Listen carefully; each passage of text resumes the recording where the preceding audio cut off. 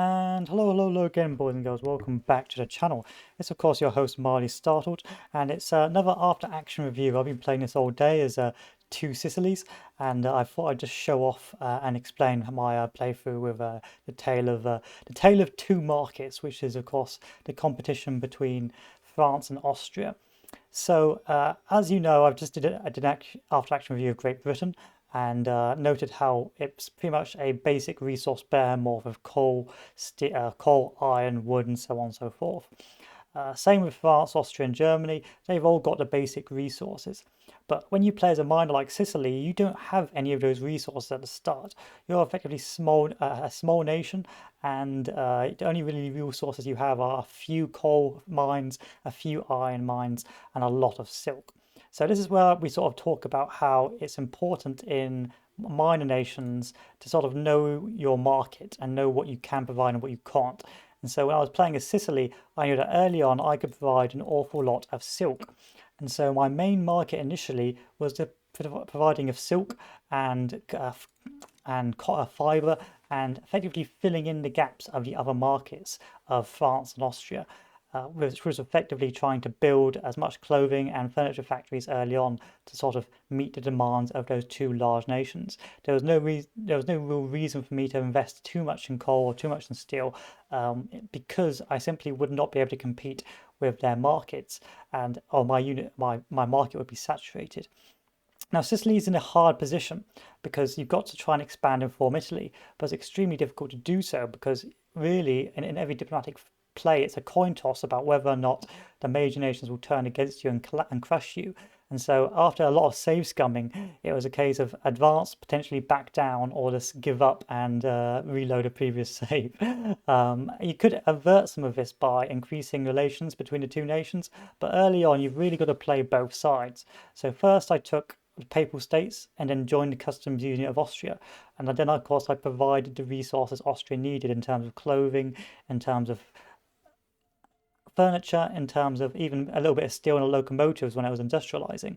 And then, of course, I'd be constantly looking at the markets and going, okay, what is the Austrian market low on? Okay, it is low on glass, so I'd start producing glass factories. What's it low on in terms of specialized resources? Oh, it's low on wine. And so I'd be constantly like a minnow, like feeding off the top of a giant shark. That was the great power markets.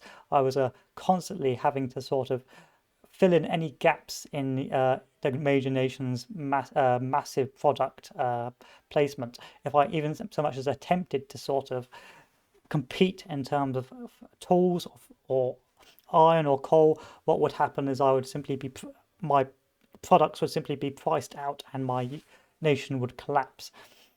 However, it wasn't all too bad because on one hand, of course, it meant I had to specialize, and of course, I ended up specializing in.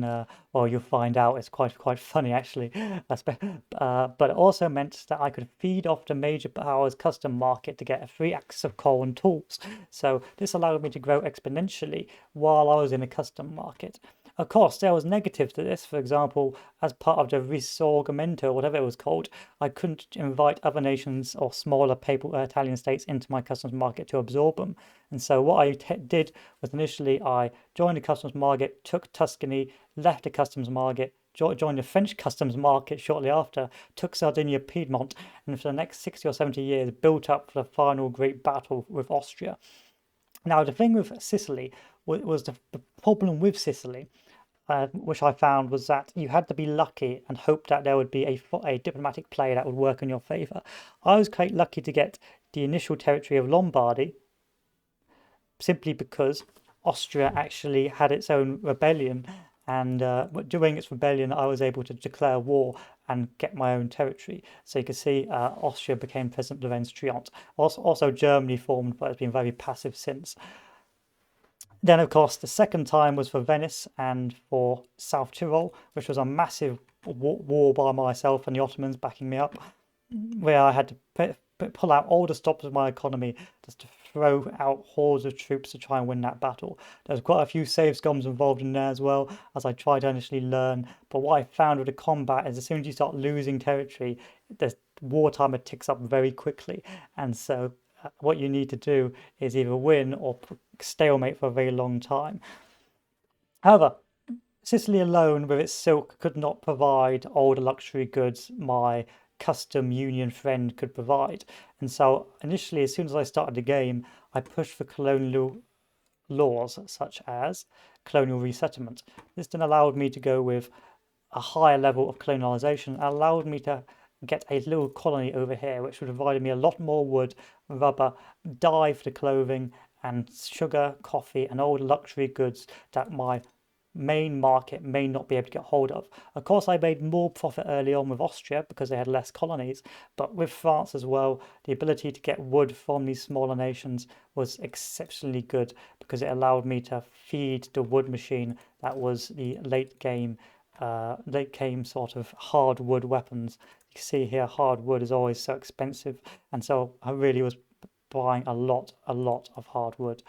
You can see that even I wasn't the top producer, but I was making a lot of hardwood for France. And so early on, it was very important. Like Africa cannot be understated as a nation, well, as a region in terms of getting supplies, even as a minor nation, because you're really just trying to feed your customs union major partner in any deficit they have. And one of the big deficits you could feed into was lovely hardwood and rubber and little luxury goods like coffee and tea.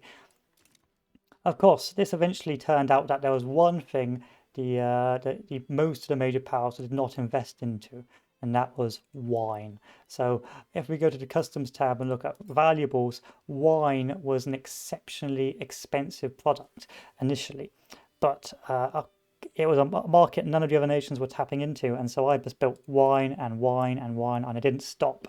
And so in the end, I became the chief producer of wine of 7,000 units. If liquor to Vicky 2 is how to survive, well, wine in Vicky 3 is how to survive as a miner.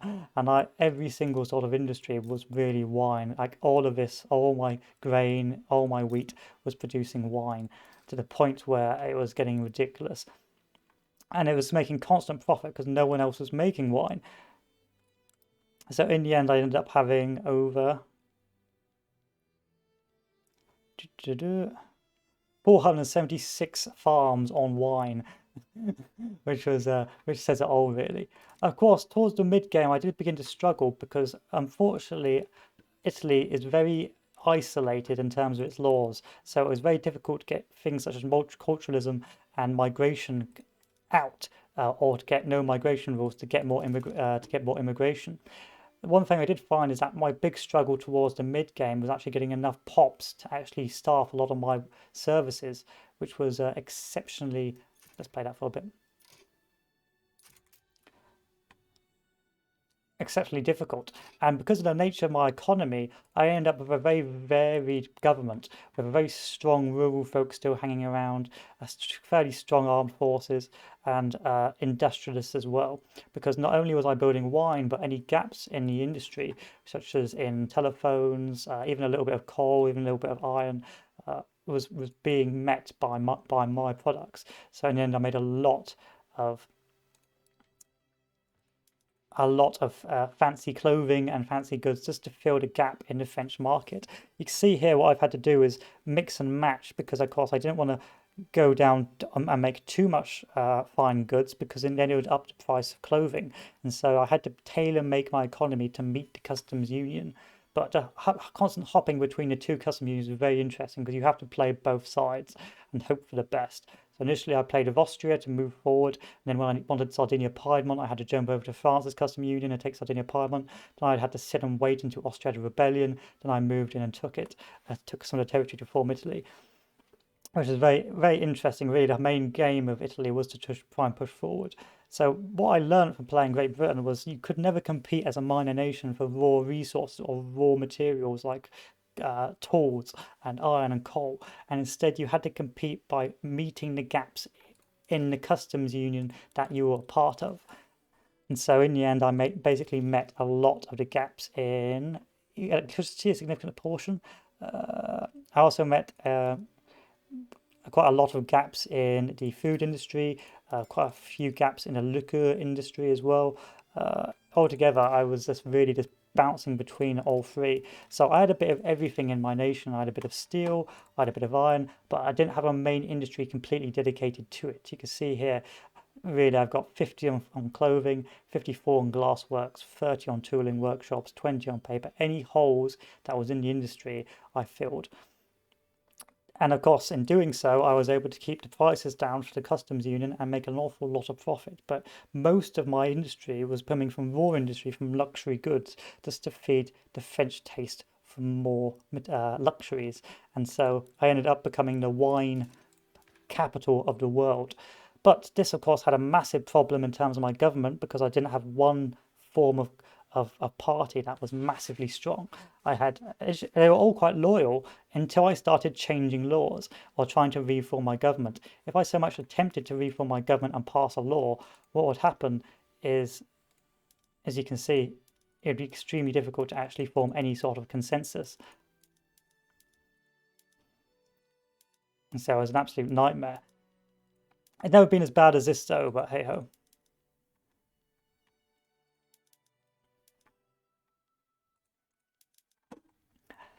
And so that meant it was very difficult for me to actually change laws to increase this standard of living. And because of the way I had built my nation to be a bit of everything, the government was a bit of everything as well, meaning that, of course, I couldn't actually force through laws simply because it would either upset the parties and cause radicalism, which is already going up, or it would mean that the laws would never be passed because there was too much opposition from too many different pressure groups. This is a very interesting game because it just demonstrates how the way you build your nation can demographically change your population, and then of course change how easy it is to pass laws and liberalize. And because I went very rural, it meant that it was very difficult to actually promote or increase liberalization.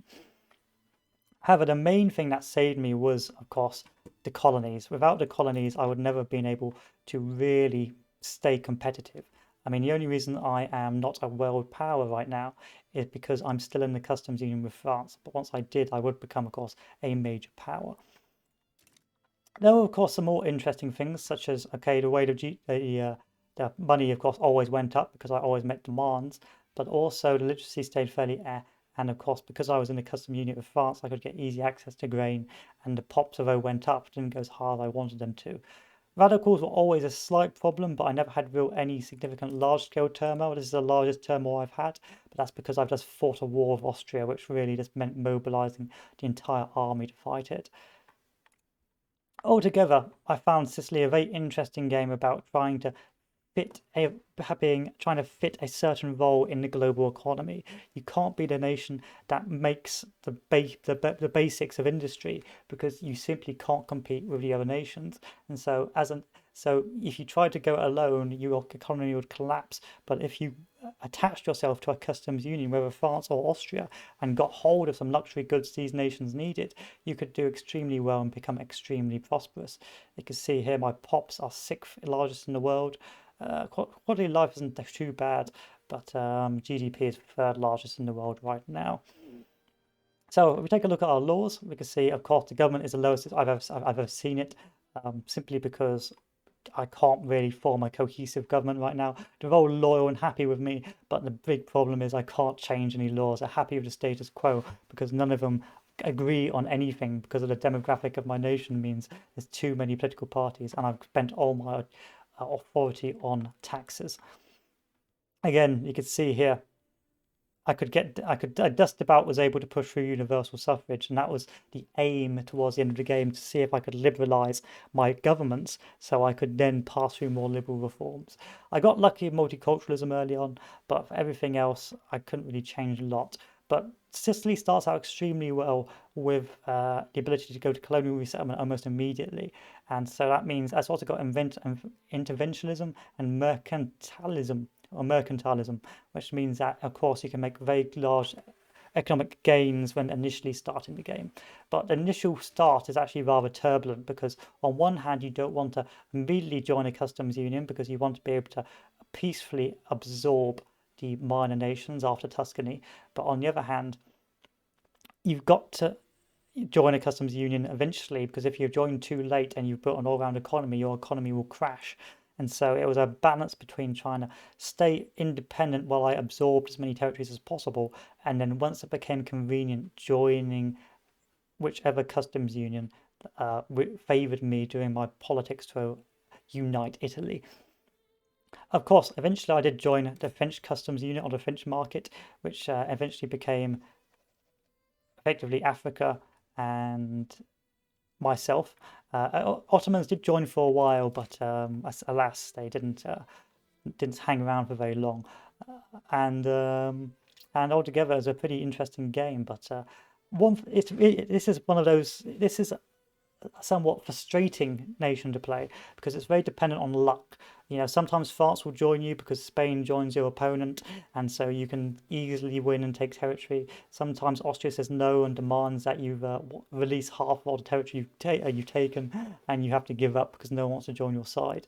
It's a very difficult nation to play, and but it's very rewarding once you do form. But I will say the end game is really just trying to fight Austria and take back the Eastern Front. So really, the early aim was to absorb, take Piedmont, and then what I found was really strange is that after fighting the initial war with Piedmont, they had these still little bits of Savoy and a little bit of the Italian Provence over here. And what happened is Piedmont had a civil war with Sicilian secessionists over in Sardinia. I didn't take part in it, but the Sardinian secessionists won and joined my nation. So I almost by default got Sardinia just by not actually doing anything because Piedmont collapsed, which is a very interesting game. But it's very RNG playing as Sicily because I've played games where Piedmont joins the French Custom Union or becomes a protectorate and you can't do anything about it. I've joined games where I've played games where Austria says no and collapse you. It's a very sort of RNG based experience, and it's about everything or nothing. Once you do build up, you have to throw everything you had. Like I had to build a massive army just to even contend with Austria. But without further ado, let's discuss our laws.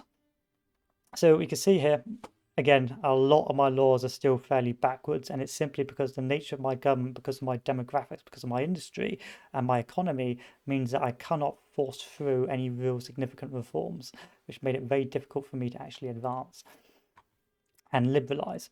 In terms of actual finances, I did fairly well. Now, what I did with my military wages is I kept them low, but when I needed to go to war, I kept them high. And then, of course, this kept the army happy, and then I got bonuses in battle. Then, of course, we had taxation, which stayed which I varied from high to medium to low, depending on the situation. But in cases when I needed to really industrialize, I whacked the tax up to high. I, of course, made a lot of consumption taxes for grain, furniture, wine, because we made so much of it, and liqueur. And the states that were making the most money was, of course, Piedmont, Emilia, Campania, Tuscany, and really the main sort of states. Now, if we zoom in, you can see that our cities are getting fat, but not as fat as Great Britain, simply because of the inability to really truly industrialize and really reform to become a multicultural, immigrant-friendly nation. So my pops couldn't get very high initially early on, and I struggled to really. Sometimes I couldn't even build any more industry simply because I didn't have enough people to industrialize with. This meant that I actually ended up sort of, what do you call it, incorporating these provinces in Africa simply because I wanted their pops and I wanted to put decrees over here that would make it easier for me to sort of build up. Of course, in a perfect world, I'd get more of Africa, but I'm fairly happy with what I got, which allowed me to at least set up some industry that would feed either my clothing industry early on or feed the luxury good market, which you need to do as Italy. Without it, you are really just resource barren, and there's not a lot you can do to grow. Of course, the markets became very, very saturated, a bit like the UK after a period of time. And really, it was a case of see what's in a deficit, build that. See what's really cheap. Change my industry to make a greater profit and raise the prices of that cheap product. Again, hardwood, always hardwood. Building logs out the arse, like the amount of money I made building hardwood is amazing. And of course, luxury goods, wine was wonderful. Like even now, there's still a slight deficit, so I was able to constantly build wine. and become extremely wealthy that way at the cost of a government that was very dominated by rural stakeholders. And but luckily, because I was in the customs union, I didn't have to build a military industry too much. If we look over here, my military industry is like 19 arms industry and 3 munition plants. Most of them I suspect are from absorbing the other nations. So really, it means that because I was in the customs union, I could feed and modernize my army to an exceptionally sort of modern standard by simply sort of piggybacking off the French military industrial complex. However, there was some holes I could fill for the French, and that was ironclads. So ironclads was extremely difficult for the French to sort of produce en masse, and so there was a big old deficit in ironclads on the market. And so what you can see here is I did become the shipbuilder of the of the Mediterranean, that's making ironclads as many as I could make, simply so I could feed the French customs union and make a profit. So it meant that I had a very wide industry, but nothing that was sort of self-sustaining. And I'll show you what happens if you do try and leave the customs union with this sort of mutual, mutual symbiotic relationship. Just to demonstrate that's the nature of how these miners can have real difficulty because if you build up an industry that is based off a customs union.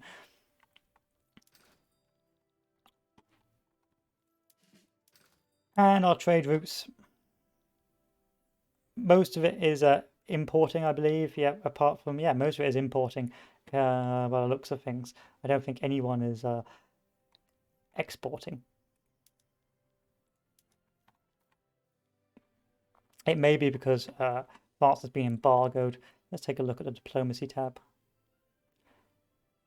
Yeah, Austria is embargoed and Germany's embargoed. Interestingly, Germany also had a little civil war after it's formed and and it was actually the militarists that revolted, and you ended up with a president, Eduard Beck-Swiatkowski, whose politics are as follows: serfdom abolished, so quite liberal, but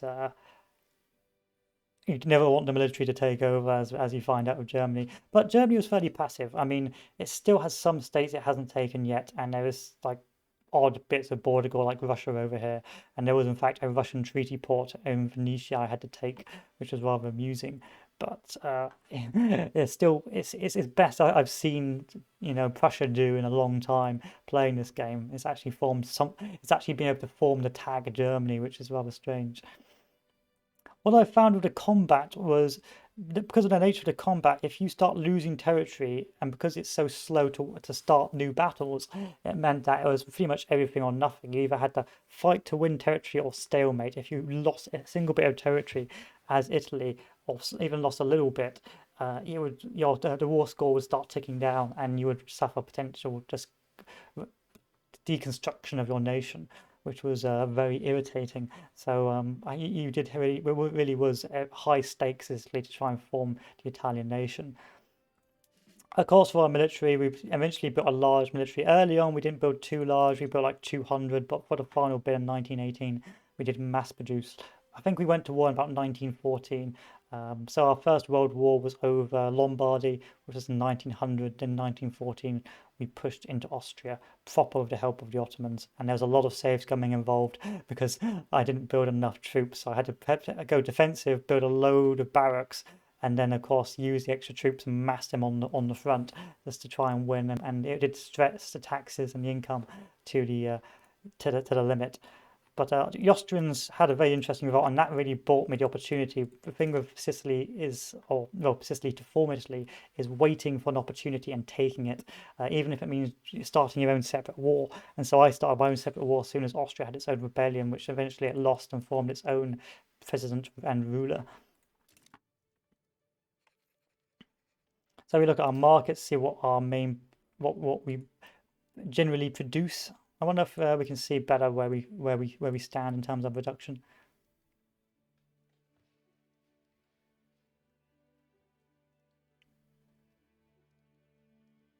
No, not really. I suppose you could click on everything, but if I'll click on the main ones to show you what we were producing.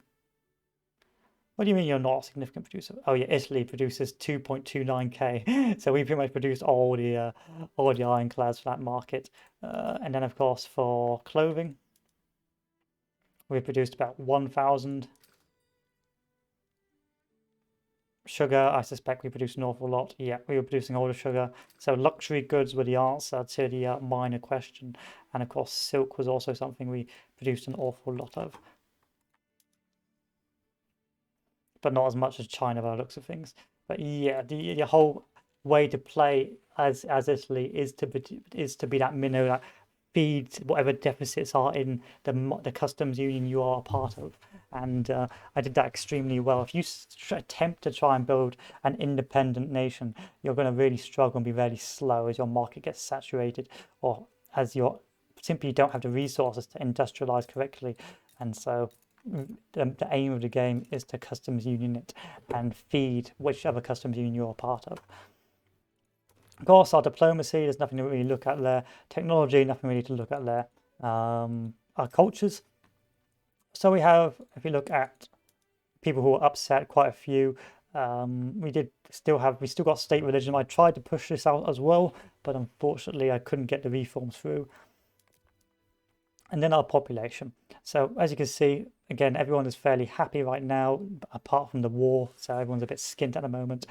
And you can see with our population, we have significant amount of North Italian, South Italian, and French because we're in a customs union. We have some Occitan as well, some Equatorian Bantu, some Ukrainian, and of course some South German, but nothing really that much because we're not a we're not a very tolerant empire, unfortunately.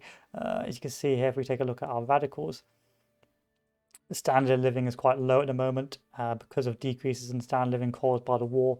But apart from that, it's not too bad.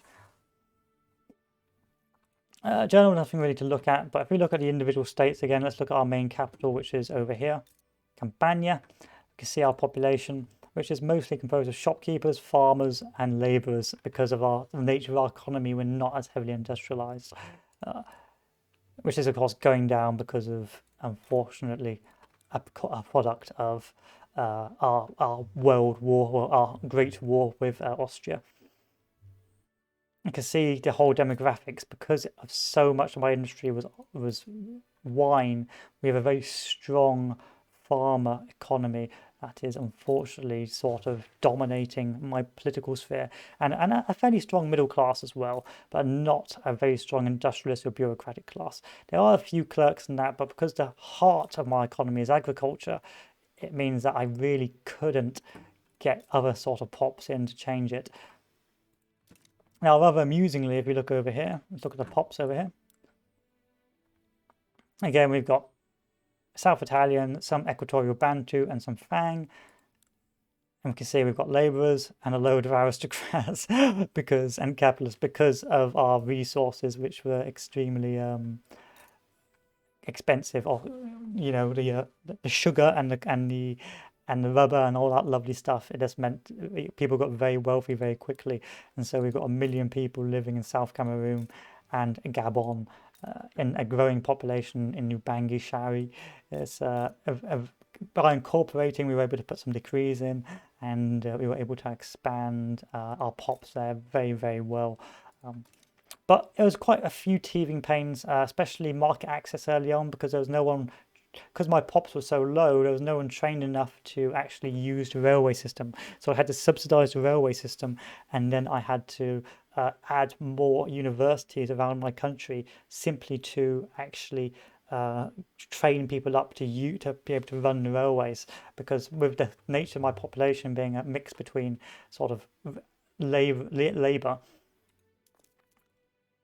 as you can see, a massive labor force and a massive peasant population, that it was very difficult to actually train enough people up to be competent on a lot of the goods. So if you try and build any industry now, let's say if I want to build an electrics plant, you can see there's only 114 pops actually available to build it, and of course I've got a loss of a throughput. And of course if we try to build any railways as well, we can build railways, but again there'll be a loss of actual skills. But you can just see by the amount of wheat farms as well, there's just not enough pops anymore just to feed my quest for growth. I mean, I could still just about eke out more pop growth, but it was quite difficult to early game it was difficult to do. I've got somewhat of an unemployment base now, but early game it was somewhat difficult. Early to mid game was somewhat difficult to do. And anything else from the pops? Not really. Just is this another example of the economic system and how the way you play or how you build your economy can change the demographics and the political pressures of your nation? Because of course Sicily is quite a difficult nation to play, a lot of RNG involved, but by becoming this rural nation or becoming this agricultural behemoth feeding wine and luxury crops to the larger powers, it in turn promoted farmers and labourers that in turn promoted sort of farmers and labourers in the government as well, so they became strong power holders. Equally, by filling the gaps in, say, industries such as shipbuilding and clerks and clothing, it meant I also had a significant portion of an equal portion of a middle class and an equal portion of the literati and the intelligentsia, and so you end up with this equal sort of demographic throughout the entire country that all are at odds with each other. And although they're happy with you for some of the rules, they just do not want change, which made it very difficult to enact reform. Whereas, of course, as playing as the United Kingdom, by heavily industrializing, the industrialists, of course, took over, and the sort of clerks took over, and of course, it was easy to push through reform. Whereas through this nation, because of the nature of my economy, it changed to reflect the nature of my government and my politics, which then held me back considerably. Now, it was very fun playing the Tale of Two Markets early game, jumping from market to market, but mid to late game was just building up, feeding the France's economy, and it was really a pretty simple process of going, what's expensive? Okay, build more logging camps. Okay, build more logging camps. Wait for the price to go down to acceptable, find something else that's expensive. Electricity, build more electricity, and just keep doing that over and over and over and over, which meant that of course everything went up, but my nation was not self-sustainable. So I'll show you what happens if I do decide to leave the customs union. So first I'm going to max up all the taxes. Pause. So right now I'm making a profit of 369k. Now what happens when I leave the customs union?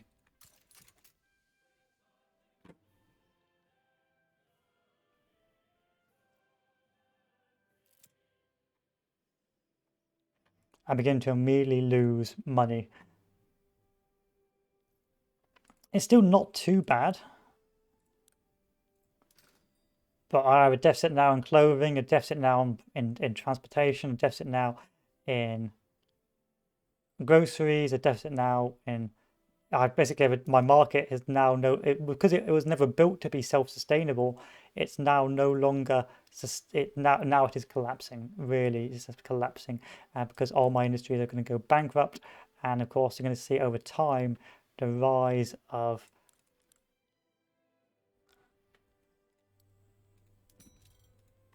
radicals because the quality of life is now going to collapse. Now let's see if I can trade out to sort of salvage my economy. See, I've gone to Great Power 3 for a while. Because of course, if you're in a customs union, you don't become a great power. So join a customs union early before you become a great power.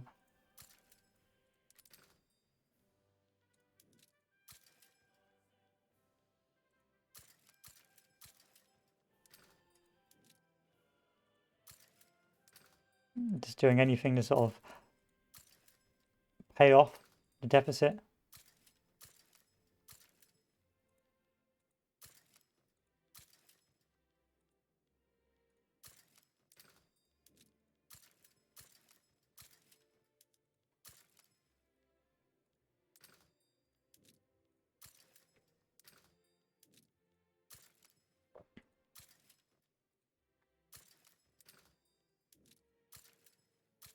I don't think it's going to be.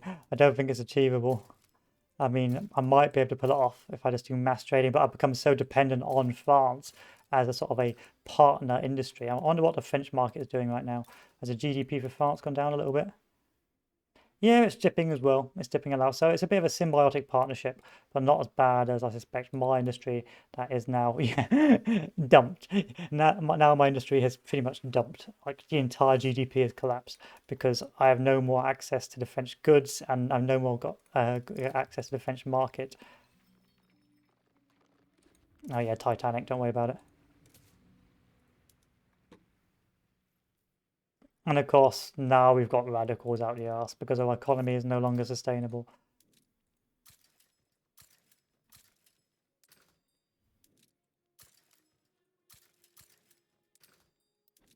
We don't have enough natural resources ourselves to sustain our own economy.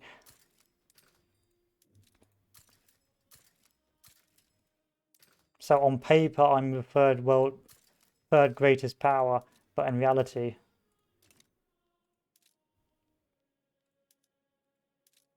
I don't want to see that. I want to see great powers. There we are. In reality, of course, by helping France fill its economic holes, I was able to let it boom massively. But the French economy is also collapsing as well,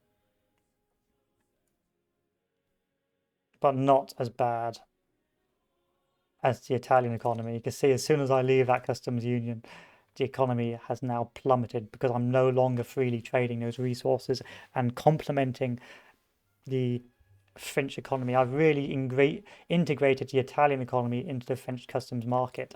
And unfortunately, by doing that and leaving the market and becoming a great power, I can no longer join another nation's customs market, meaning that now I am pretty much going to face financial collapse. Just demonstrating to you just how the nature of Sicily and the nature of the gameplay for this nation was a symbiotic relationship with a great power, feeding them the luxury goods, feeding them the goods they had a deficit in, and then, of course, profiting from their surplus of goods and growing rapidly. But now you're going to see financial ruin, which is a product of the time.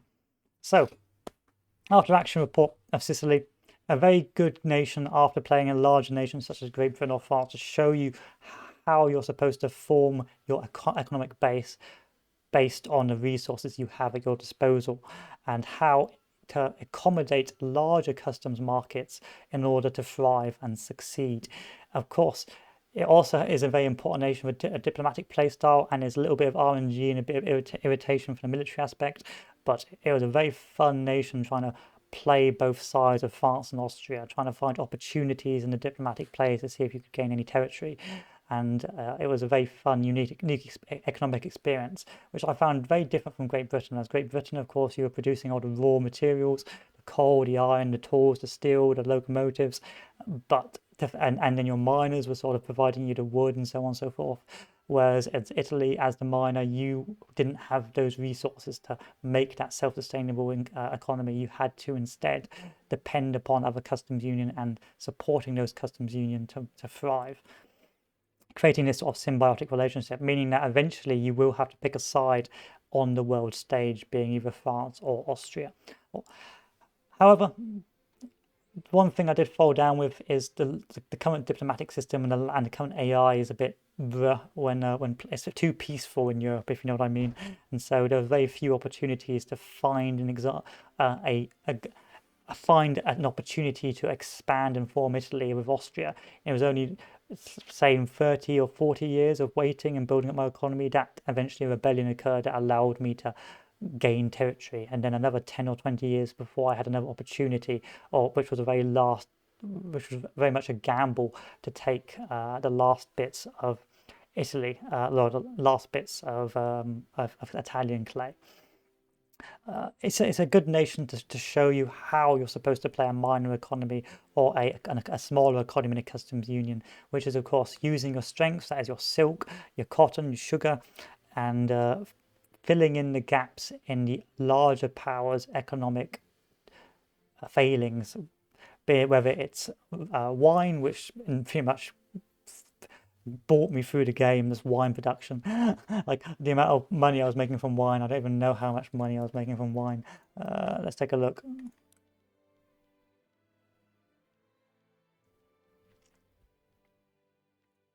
Oh, I can't take a look now because the game's ended, but I suspect I was making an awful lot for a while. But I was making an awful lot. And then, of course, making an awful lot from buying those ironclads, it really was a fun experience just trying to meet the market demands of France, of course, and just simulating how it can lead to becoming a dependent economy or an interdependence. I didn't think France would have that much of a fall in GDP either, but by the looks of things, it. I mean, I'm suffering an awful lot more than France, but they're still hurting from that change in the economic relationship, which I really find very fascinating. And so, if only if there was more going on, maybe some more events to lead to the formation of Italy, maybe there was some more going on in terms of German plays against Austria and France, then it could be a very interesting and fun experience. But as it stands, it's a good teacher on how to play a smaller economy and how to fill in a customs union hole and become successful even though you don't have the resources yourself, and building specialized resources and specialized industry and using the raw inputs or raw resources those industry rely on that come from your main customs partner. It was a fun experience and I very much enjoy it. I highly recommend you give it a go, but bear in mind it's very RNG based, and unfortunately you're going to have a real struggle to actually